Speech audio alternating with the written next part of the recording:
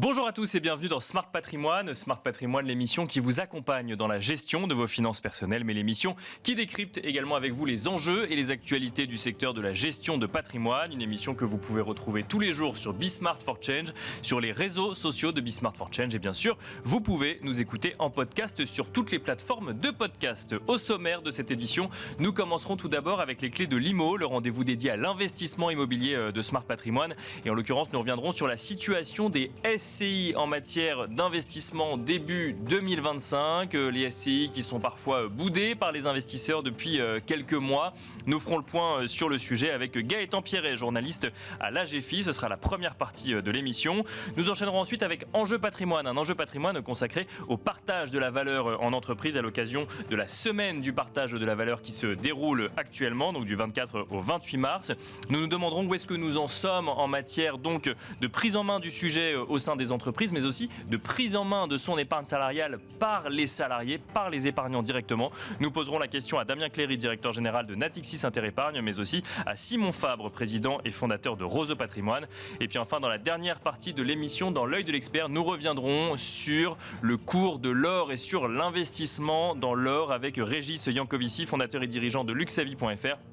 Après les belles progressions que l'on a connues depuis quelques semaines et quelques mois sur l'or, que faire à l'heure actuelle? Ce sera la question que nous poserons à Régis Yankovici. On se retrouve tout de suite sur le plateau de Smart Patrimoine. Et nous commençons tout de suite avec les clés de l'IMO, le rendez-vous dédié à l'investissement immobilier de Smart Patrimoine. Et il y a quelques semaines, nous revenions sur la situation des SCPI avec Gaëtan Pierret, journaliste à l'AGFI. Aujourd'hui, nous allons faire un point spécifique sur les SCI. Bonjour Gaëtan Pierret. Bonjour Nicolas. Bienvenue sur le plateau de Smart Patrimoine. Vous êtes journaliste à l'AGFI, vous suivez notamment les sujets immobiliers. On avait fait le point sur les SCPI. On n'avait pas eu le temps d'aller regarder du côté des SCI. Et là, on va regarder beaucoup de choses à dire. Et il y avait beaucoup de choses à dire, effectivement. Du coup, on a fait une émission dessus. Les SCI, on sent quand même que, alors vous allez nous donner les chiffres, notamment en matière de collecte ou décollecte, en matière de performance également, mais on sent que c'est un peu les boudés du marché à l'heure actuelle par les épargnants. Elles ont du mal à réattirer des investissements. Ouais. Ah bah c'est ça. En fait, on peut dire clairement le marché la donne. Il se passe pas grand-chose en ce moment sur les SCI. On voit que la collecte, ça reprend pas. Et quand on parle aux différents gérants, on sent que vraiment il y a une espèce de résignation en fait, en attendant de voir le marché se relancer. Alors on ne sait pas vraiment par quel bout le prendre. Qu'est-ce qui va débloquer ce marché? Potentiellement les performances. À partir du moment où les performances vont repartir, sans doute les investisseurs vont revenir. Mais c'est vrai que là on est un peu exactement comme vous l'écrivez, dans un cercle vicieux. On comprend pas trop par quel bout prendre en fait ce sujet. Si on regarde au niveau de la collecte, l'année dernière c'est quasiment 950 millions d'euros de pertes. D'accord. En un an. Donc de décollecte, ouais. Décollecte nette. Alors le chiffre exact c'est 937, mais on peut arrondir parce que c'est quand même assez impressionnant. Il faut dire que la performance a été sacrément mauvaise. C'était moins 4,7. D'accord. Et le range est quand même assez important. La meilleure SCI a donné un peu plus de 9% et la moins bonne c'est moins 22%. D'accord. Donc pour des produits de capitalisation quand même ça fait un peu mal. Et comment on explique qu'on soit dans un cercle vicieux sur les SCI, qu'on connaît moins sur les SCPI au global, je veux dire, même si on sait effectivement qu'il y a différents marchés sur les SCPI, pourquoi est-ce que sur les SCI, la situation est différente? C'est vrai que c'est étonnant parce que les SCPI ont subi un petit sursaut de collecte dans le dernier trimestre 2024. Alors ça, j'avoue, je ne saurais pas vraiment l'expliquer pourquoi les SCPI, on sent les investisseurs commencent à revenir et pourquoi pas les SCI. Pour les SCI, il y a plusieurs choses, je pense, qui expliquent qu'on est vraiment sur une bérésina. Encore d'accord, disons-le clairement. Franchement, c'est vrai que là, on sent vraiment que ça repart pas du tout. Les assureurs ont encore le pied sur le frein. Ils veulent pas relancer, en tout cas mettre beaucoup d'efforts dans la relance de la commercialisation. D'accord. Au niveau des contrats d'assurance vie et d'épargne retraite. Pourquoi? En fait, déjà, ils continuent à porter beaucoup d'immobilier dans leur bilan. Ils ont dû rendre la liquidité massivement à leurs assurés, que ce soit sur les SCI, mais aussi sur les SCPI. Donc déjà, il y a ce sujet-là. Ils veulent pas se réexposer davantage à l'immobilier. Ensuite, les clients n'en veulent pas. Tout simplement, quand on voit qu'on se prend moins 5% en un an, on n'a pas forcément envie d'y retourner l'année d'après. Donc les réseaux sont quand même un peu... ils ont été pas mal chahutés apparemment par les assurés. Donc que ce soit même d'ailleurs dans les réseaux bancaires, fin de distribution, tous les conseillers ont dû faire face quand même à un mécontentement des clients. Donc déjà pour les particuliers, c'est niette, on n'y va pas tout de suite. Du coup, c'est la même logique qui s'applique pour les investisseurs professionnels. On sait par exemple que les SCPI investissent même très souvent dans les SCI, d'où le cercle vicieux aussi bien sûr, les SCPI. Et là pour l'instant, tant que les performances ne repartent pas, les fonds ne vont pas y retourner en fait. Et pourtant, on voit sur le marché des SCPI qu'on a eu une reprise en matière de collecte, effectivement, en fin d'année dernière et même cette année. Certaines SCPI qui tirent quand même leur épingle du jeu. Est-ce qu'on pourrait se dire que ça va se transmettre progressivement aux SCI, recréer un cercle vertueux? J'ai un peu un doute, parce que quand je parle aux gérants, aux sociétés de gestion, moi j'ai l'impression que les SCPI qui effectivement sont dans une bonne dynamique, elles vont plutôt chercher des actifs en direct plutôt que d'aller investir dans des SCI. Donc déjà, cet argent qui venait des SCPI ou des autres fonds immobiliers ne va pas naturellement, en tout cas pour l'instant je ne sens pas un transfert naturel vers les SCI. Après, du côté des investisseurs, on peut se dire qu'à partir du moment où les performances vont repartir dans le positif, ça pourrait les intéresser. Je parle des investisseurs particuliers, pardon. Oui, bien sûr. Potentiellement, ça pourrait les intéresser. Donc le point de déblocage pour vous, c'est la performance? Je pense, mais pour ça serait plus facile si les SCI avaient un peu d'argent pour aller profiter de nouvelles opportunités de marché, acheter des actifs ou prendre des participations dans d'autres fonds pour pouvoir diluer un peu tout le parc qu'elles ont aujourd'hui et qui pèse en fait et qui est dans le rouge. Donc ça serait bien si elles pouvaient avoir cette dynamique là. Mais comme elles n'ont pas cet élan, en fait ça risque d'être très très long en fait. Pour elles, c'est plus compliqué que les SCPI, je pense. Mais qu'est-ce que ça veut dire pour les investisseurs particuliers une année comme celle-là sur les SCI? Ça veut dire qu'on touche rien sur les investissements qu'on a pu réaliser ou en direct ou via une SCPI qui aurait investi en SCI? Alors déjà, les conseillers que j'avais au téléphone, ils me disent plutôt qu'ils ont essayé de faire sortir leurs clients dès que ça a commencé à passer dans le rouge, dès les premiers signaux d'alerte. Donc il y a eu l'affaire Capimo qui a traumatisé le marché. Alors c'est peut-être ça aussi que j'aurais pu dire, c'est que non seulement il y a les mauvais chiffres, mais il y a aussi l'affaire Capimo qui a traumatisé les investisseurs particuliers où d'un coup ils se sont dit en fait moi je peux perdre 20% en plusieurs fois et en plus ne pas pouvoir récupérer mon argent. Donc là déjà il y a eu des énormes inquiétudes qui sont nées. Donc déjà pour les investisseurs, ceux qui ont pu prendre la tangente ont pris la tangente, ceux qui sont maintenant dedans en fait potentiellement ils vont rester jusqu'à ce que le marché se reprenne. Logiquement, si on est sur du temps long, ça devrait finir par se reprendre. Après, c'est vrai qu'il y a toujours l'inquiétude de quand est-ce que le cycle va redevenir positif. Bien sûr, vertueux du coup. Exactement, quand est-ce que le cercle va redevenir vertueux, parce que pour l'instant c'est pas le cas. Et puis aussi quand est-ce que parce qu'en fait en ce moment il y a un peu des inquiétudes sur la réglementation des SCI. C'est ce que j'allais dire, oui c'est ça, c'est quel SCI demain en lien avec la réglementation? Alors ça c'est une bonne question. Le sujet il est extrêmement long, très très long. Alors il est technique et en plus il est long, je vais vous dire. D'accord. C'est quand que j'ai sorti mon papier, c'est en octobre dernier, je crois, c'était au moment de Patrimonia. En fait, j'avais sorti un papier qui parlait des discussions, des réflexions qui sont en cours entre les autorités de marché, AMF, ACPR et même le Trésor, et les sociétés de gestion, les assureurs, etc. Enfin, toute la place. En gros, ce qui se passe, c'est que les autorités ont fini par se rendre compte qu'il y avait un trou réglementaire au niveau des autres FIA. Alors là, on rentre dans le détail. Alors, d'accord, c'est technique. Ouais. Ça m'a pris du temps d'écrire cet article, vraiment. Les sociétés civiles immobilières, elles rentrent dans la catégorie réglementaire de ce qu'on appelle les autres FIA, fonds d'investissement alternatifs. D'accord. Il existe deux catégories de FIA. Il y a les FIA par nature, qui sont régis, définis par le Code monétaire et financier, et les autres FIA est considéré comme un autre FIA, tout ce qui n'est pas un FIA ou de catégorie de fonds. Autrement dit, c'est une catégorie fourre-tout. C'est un peu le pot pourri. Et les SCI sont dedans. Et les SCI sont dedans avec d'autres types de fonds. D'accord. Un jour, les autorités ont fini par se rendre compte, tiens, c'est un peu bizarre en fait, cette catégorie un peu fourre-tout est pas vraiment très bien définie. Sauf que dans cette catégorie, on retrouve des catégories de fonds non cotés. Or, la loi Industrie Verte est rentrée en vigueur en octobre dernier, et là, ils se sont dit, ça serait peut-être bien de faire quelque chose. Donc, depuis au moins début 2024, il y a des discussions qui sont en place, des réflexions pour voir comment faire évoluer cette réglementation.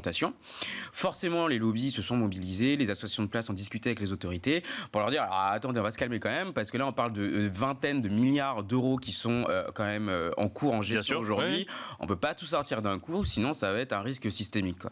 Les autorités, apparemment, sont en train d'accepter ça et de voir pour impacter les changements réglementaires uniquement sur les nouvelles SCI et non pas, sur les nouveaux FIA, autres FIA, et non pas sur les autres FIA déjà existants. C'est un peu technique, je suis désolé. Non, mais c'est très clair. Ce qui revient effectivement à se poser encore plus la question de à quoi ressemblera une SCI demain, même si ça n'aurait pas d'impact, je le mets au conditionnel, sur les SCI existantes aujourd'hui. En fait, de ce qu'on comprend, les sujets qui sont en cours aujourd'hui, d'un point de vue vraiment, si on rentre plus dans le détail, c'est les sujets de liquidité, les sujets de dette. Donc c'est là-dessus qu'on devrait avoir des évolutions. Après, sur la liquidité, les acteurs n'avaient pas attendu les autorités pour se parer de ça, pour s'occuper de ça. Il y a essentiellement des gates qui sont mis en place, généralement sur les SCI, et des poches de liquidité. Et ça, ce sont des discussions que les sociétés de gestion ont avec les assureurs, puisque ce sont les assureurs qui assurent une finale liquidité pour les assurés. Donc on peut se douter que les assureurs ont quand même pris leurs précautions et n'ont pas assuré des produits comme ça sans avoir des précautions au niveau de la liquidité. Très rapidement, Gaëtan Pierret, est-ce qu'il y a un peu d'espoir quand même sur le marché des SCI à la fin du premier trimestre 2025? Il faudra sûrement attendre retour à meilleure fortune. Mais en tout cas, on peut dire que pour les investisseurs qui sont déjà dans les fonds, il faut attendre effectivement que le marché reparte. C'est du temps long, l'immobilier, on le rappelle à chaque fois, donc il faut prendre le temps, être patient. Voilà. Pour se tenir au courant des actualités, mais prendre le temps également. Exactement. Merci beaucoup Gaëtan Pierret. Je rappelle que vous êtes journaliste à la GFI. Merci d'être venu sur le plateau de Smart Patrimoine. Et quant à nous, on enchaîne tout de suite avec Enjeu Patrimoine. Et nous enchaînons à présent avec Enjeu Patrimoine. Nous allons nous demander ensemble comment prendre en main le sujet de l'épargne salariale selon deux axes, côté entreprise évidemment, mais aussi côté salarié et épargnant. Et pour en parler, nous avons le plaisir de recevoir sur le plateau de Smart Patrimoine deux experts du sujet. Nous avons le plaisir d'accueillir tout d'abord Damien Cléris. Bonjour Damien Cléris. Bonjour. Vous êtes directeur général de Natixis Interépargne et à vos côtés, on a le plaisir d'accueillir également Simon Fabre. Bonjour Simon Fabre. Bonjour. Vous êtes président et fondateur de Roseau Patrimoine. Alors messieurs, si on fait cette émission en ce moment, c'est parce que se tient actuellement la semaine du partage de la valeur qui permet de remettre un petit peu le sujet sur le devant de la scène, même s'il était quand même sur le devant de la scène depuis le début de l'année, avec notamment l'entrée en vigueur de la loi partage de la valeur qui, je le rappelle, impose aux entreprises de 11 à 49 salariés de mettre en place au moins un dispositif de partage de la valeur. Damien Cléris, peut-être pour commencer, première question, on est presque à fin mars 2025, ça fait 3 mois que cette obligation est entrée en vigueur. Est-ce que vous avez constaté une montée en puissance du sujet au sein des entreprises ou est-ce que de toute façon c'était déjà le cas avant même qu'on arrive au 1er janvier ? Alors, quand on regarde aussi les résultats de l'épargne salariale en 2024, on voit en fait que le mouvement était déjà lancé puisque l'épargne salariale a fait une très belle année en 2024 avec près de 20 000 nouvelles entreprises qui ont mis en place des dispositifs de partage de valeur. Et clairement, dans ces 20 000 nouvelles entreprises, c'est très majoritairement des TPE et des PME qui sont concernés par cette loi. D'ailleurs, ça s'est matérialisé aussi par 500 000 nouveaux salariés en France qui bénéficient de ces dispositifs. D'accord. On arrive à 12,8 millions de salariés, soit plus de 50% des salariés en France. Donc ça se démocratise. Donc clairement, ça se démocratise et on voit que ces dispositifs qui historiquement, vous le savez, étaient très concentrés sur les très grandes entreprises, qui sont toutes équipées depuis longtemps, les ETI progressivement équipées à peu près à 70%, eh bien on voit que désormais les PME et les TPE mettent en place ce type de dispositif. Et pour répondre à votre question, oui, on voit une accélération depuis le début de l'année. Alors ça ne fait que 3 mois, bien sûr, évidemment, oui. Mais on voit qu'un certain nombre d'entreprises, d'une part, s'étaient déjà préparées dès 2024 et avaient commencé à travailler, voire à mettre en place ce type de dispositif. Et on voit le nombre de demandes, clairement, des clients qui nous proviennent depuis le début de l'année en forte hausse. Au-delà de l'obligation réglementaire, pour quelles raisons une entreprise met en place un dispositif d'épargne salariale ou de partage de la valeur ? Alors, l'épargne salariale, en fait, se développe fortement et a encore connu une très bonne année en 2024, principalement pour 4 facteurs. Premier facteur, le taux de chômage reste relativement bas en France, ce qui veut dire que les entreprises ont des enjeux d'attractivité et de rétention de leurs talents. Et bien sûr, d'accord. Et ça, c'est un facteur de rétention de talent, l'épargne salariale. Et c'est clairement un facteur de rétention de talent. On voit d'ailleurs, quand on interroge les entreprises, on a réalisé une étude fin d'année dernière, on voit que clairement les entreprises sont satisfaites de la mise en place de ces dispositifs qui ont atteint leurs objectifs. On est à peu près à 82% des entreprises qui sont satisfaites et on voit que 87% de leurs salariés valorisent ces dispositifs et les 3/4 d'entre eux utilisent et investissent. Donc on voit que c'est vraiment une réalité et que ça leur permet clairement d'être compétitifs. Ce qui veut dire que les entreprises qui n'en ont pas, à l'inverse, bien sûr, vont avoir des difficultés potentiellement ou vont se positionner de manière un petit peu négative par rapport à celles qui en bénéficient. Donc clairement, attractivité des talents. Le deuxième facteur, c'est qu'avant de partager de la valeur, il faut en créer. Et en 2024, les résultats des entreprises ont été en France assez bons. Troisième élément, et on en reparlera peut-être, les Français, à force d'avoir des réformes sur les retraites, ont aussi compris qu'il y avait un enjeu de se constituer un complément de retraite et ces dispositifs peuvent en servir. Et puis enfin, vous l'avez mentionné, c'est le cadre réglementaire qui incite de plus en plus d'entreprises à mettre en place ce type de dispositif. Donc au-delà de ce cadre réglementaire, 3 autres bonnes raisons de mettre en place un dispositif d'épargne salariale au sein de son entreprise. Simon Fabre, question assez ouverte parce que vous échangez du coup avec des personnes qui sont qui prennent en main le sujet de leur épargne, mais qui peuvent être entrepreneurs ou dirigeants d'entreprise. Quel est le premier sujet d'inquiétude que vous pouvez voir sur le sujet ou de questionnement ? Est-ce que c'est le dirigeant qui veut partager la valeur de son entreprise ou l'épargnant qui se pose des questions sur sa retraite ? Alors, en fonction effectivement du bénéficiaire ou de l'interlocuteur, on aura des questions différentes, mais les deux questions effectivement aujourd'hui apparaissent. On voit de plus en plus de chefs d'entreprise, de petites entreprises et de moyennes entreprises qui sont informés de ces dispositifs, qui savent qu'ils existent et qui savent que c'est un élément effectivement différenciant par rapport à des grandes entreprises et qu'il est donc nécessaire pour ces entreprises plus petites également d'y aller, de permettre à leurs salariés de comparer, parce qu'aujourd'hui il y a un accès à l'information, ces dispositifs existent depuis bien longtemps, mais depuis bien longtemps un certain nombre de bénéficiaires salariés mettaient ça de côté, le laissaient vivre, parce qu'on était beaucoup sur des dispositifs collectifs dans un esprit de retraite. Donc on le laissait vivre et finalement c'était un peu la bonne surprise pour le salarié au moment où il finissait par le dénouer, ou éventuellement quand il quittait l'entreprise de temps en temps, il se rendait compte qu'il avait cet argent. Et c'est plus le cas aujourd'hui si vous en parlez au passé? Aujourd'hui, les dirigeants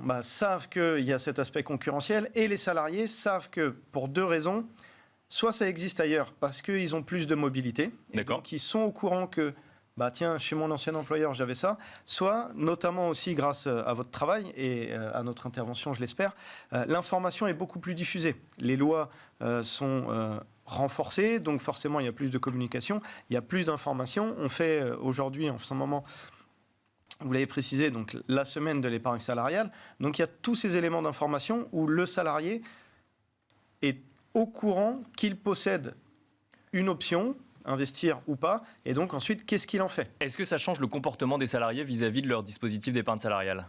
Ça les rend, je pense, effectivement beaucoup plus actifs. Ils comprennent mieux l'intérêt aussi. Et nous, notre rôle, et les conseillers financiers de manière générale qui intervenons une fois que le dispositif existe, c'est de leur montrer justement comment allouer aussi leur patrimoine. Forcément, on va soit avoir un objectif de retraite, soit des cas de déblocage potentiellement anticipés pour certains dispositifs, avec des cas qui ne sont pas forcément que la mort, il faut le souligner. Donc l'idée, ce n'est pas de tout redétailler, mais c'est aussi pouvoir arbitrer son patrimoine et lui donner des horizons qui nous correspondent. On a récemment eu une incitation, un développement des lignes ISR, ESG dans l'épargne salariale. Donc c'est possible maintenant pour les salariés, grâce aux distributeurs, de dynamiser, de prendre vraiment en main cette gestion et donc ensuite d'allouer le reste du patrimoine en conséquence.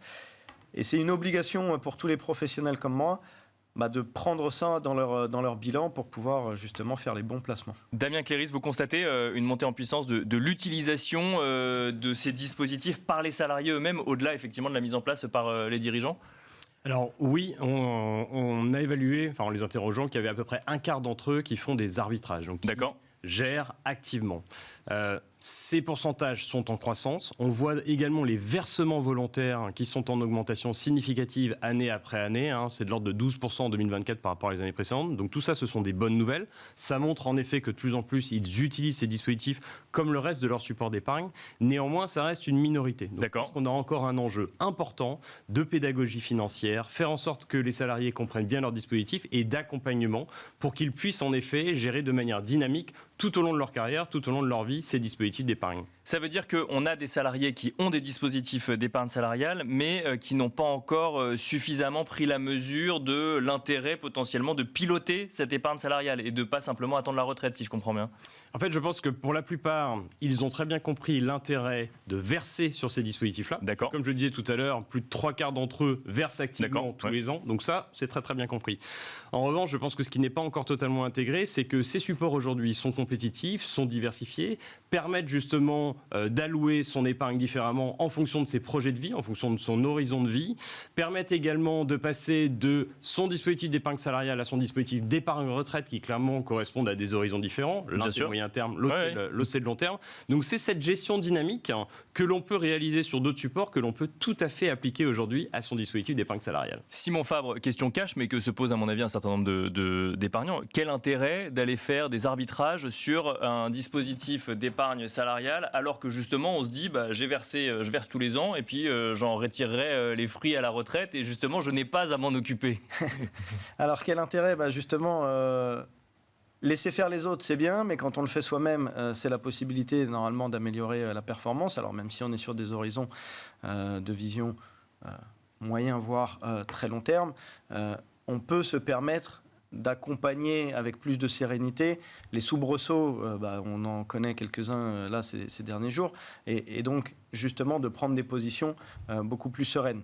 Mais c'est aussi la possibilité, à un moment, il y a des dispositifs d'épargne salariale qui sont à vision moyen terme, et c'est la possibilité progressivement de réallouer aussi son patrimoine sur d'autres actifs, de travailler peut-être d'autres aspects de son patrimoine, que ce soit de l'immobilier ou des fonds. Alors aujourd'hui, évidemment, encore une fois, l'épargne salariale développe de plus en plus les supports sur lesquels il est possible d'investir, et fort heureusement, parce que pendant longtemps, c'est vrai que un certain nombre de fonds ou de possibilités n'étaient pas forcément accessibles. Donc aujourd'hui, ils ont compris cette nécessité. Donc aujourd'hui, il y a plus de possibilités aussi de faire d'arbitrage, de piloter, d'action, de le prendre en main, de le rendre cohérent aussi avec les envies et les contraintes ou les opportunités.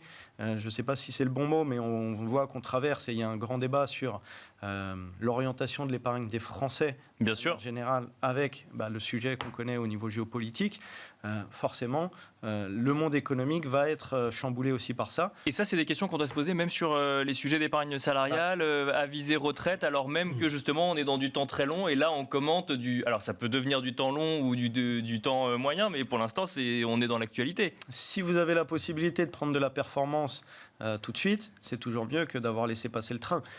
C'est l'avantage de ces dispositifs, c'est aussi les intérêts composés ou l'image de la boule de neige qui part du haut de la montagne et qui va descendre quand on est en bas de la montagne, c'est quand on veut récupérer. Et donc forcément, plus vous arrivez à la faire grossir rapidement, plus vous regagnez de l'argent dessus. Et c'est pour ça que... Mais ça, c'est plus un travail d'éducation financière qui doit être fait, bien sûr, au niveau français, et on y travaille. C'est de se dire que laisser faire les choses, c'est pas mal, c'est déjà mieux que ne pas avoir investi, mais ensuite faire vivre son épargne, c'est encore mieux en l'orientant et en la rendant alignée avec éventuellement ses convictions quand on en a. Damien Cléry, si je comprends bien ce que nous dit Simon Fabre, l'épargne salariale est devenue un placement comme un autre pour les épargnants aujourd'hui, à traiter de la même manière que les autres placements qu'on peut avoir ? Alors oui, je pense qu'en effet, du point de vue de l'épargnant, du point de vue du salarié, c'est une opportunité, c'est un support aux côtés d'autres supports dont l'épargnant peut bénéficier. C'est aussi un avantage puisque ces supports ont été mis en place par leur entreprise et à des tarifs qui ont été négociés par leur entreprise, donc ils bénéficient du collectif dans le niveau de frais également, donc ce sont des dispositifs qui sont performants.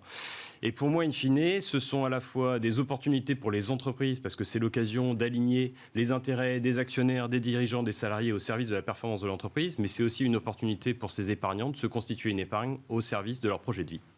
Merci à tous les deux, on finira là-dessus. Merci Damien Cléry, directeur général de Natixis Interépargne.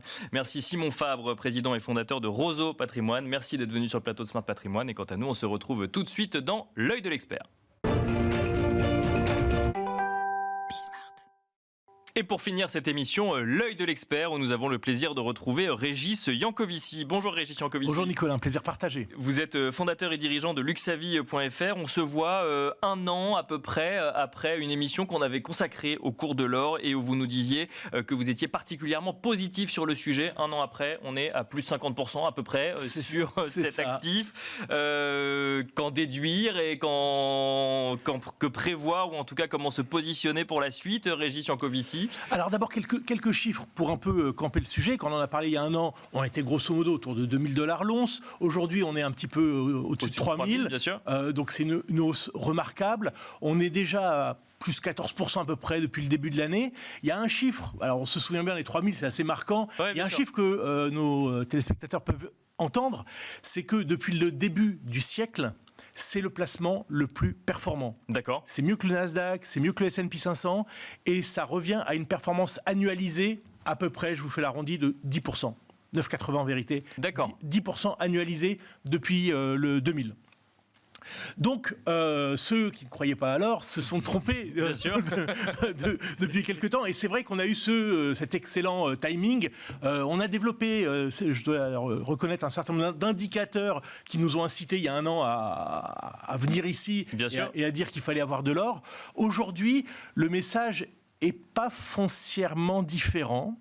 Alors peut-être avant de nous donner votre position aujourd'hui, quels sont les moteurs de la hausse depuis un an, Régis Yankovici? Alors, ils ont un petit peu changé. Dans un premier temps, depuis 1 an, même 2 ans, ça a été le comportement des banques centrales, le comportement des investisseurs chinois. On retrouve depuis le début de l'année des moteurs plus classiques, et c'est à mon avis ce qui me fait dire qu'on est dans la phase 2 de la hausse de l'or, qui sont la baisse des taux réels et la baisse du dollar. D'ailleurs, en euros, ça fait bien moins qu'en dollars aujourd'hui. Donc c'est une hausse un peu plus classique.